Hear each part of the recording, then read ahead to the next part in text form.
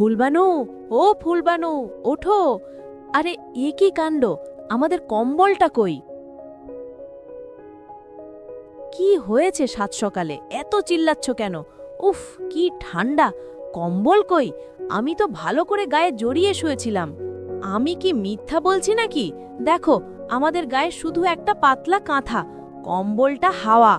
ঘরের দরজা তো ভেতর থেকে বন্ধ, তাহলে কম্বল গেল কই? জানালাটা দেখো, জানালাটা হালকা খোলা মনে হচ্ছে।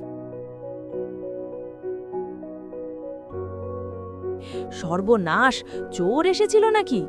তাই তো, কিন্তু চোর এলে তো ঘরের হাঁড়ি পাতিল, আমার জমানো কয়েকটা টাকা সব নিয়ে যেত। শুধু কম্বলটা কেন নেবে? এ কেমন চোর! আজ এর একটা বিহিত করতেই হবে। আমি মোড়ল সাহেবের কাছে যাচ্ছি। বজলু, তোমার মুখটা এমন শুকনো কেন? সকাল সকাল বউয়ের সাথে ঝগড়া করেছো নাকি? আর বলিস না বজলু, মেজাজটাই খারাপ হয়ে আছে। কাল রাতে ঘর থেকে কম্বল চুরি হয়ে গেছে। কি বলছো? তোমারও? আমার তো পরশু রাতে গেছে। আমি তো ভেবেছিলাম আমার বউ বাপের বাড়ি যাওয়ার সময় ভুল করে নিয়ে গেছে।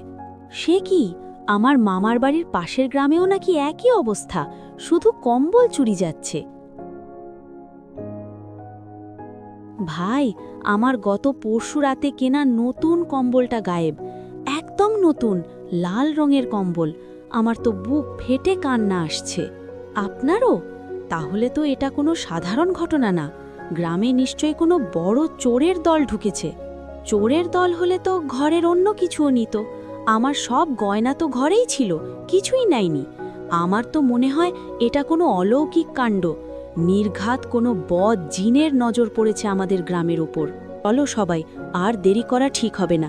সবাই মিলে মোড়ল সাহেবের কাছে যেতে হবে। তিনি এর একটা সমাধান নিশ্চয়ই বের করবেন। কি হয়েছে তোমাদের সবার? সকাল সকাল আমার বাড়িতে এভাবে দল বেঁধে এসেছো কেন? গ্রামে কি নতুন কোনো সমস্যা হয়েছে? মোড়ল সাহেব, সমস্যা তো বটেই, এবং এটা অনেক বড় সমস্যা। গত কয়েক রাত ধরে আমাদের গ্রাম থেকে কম্বল চুরি যাচ্ছে। কম্বল চুরি? এটা আবার কেমন কথা?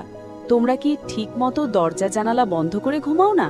খুব ভালো করে বন্ধ করি মোড়ল সাহেব। আমার ঘরের দরজা তো জীবনেও খোলা থাকে না। তাও আমার নতুন কম্বলটা গায়েব হয়ে গেল।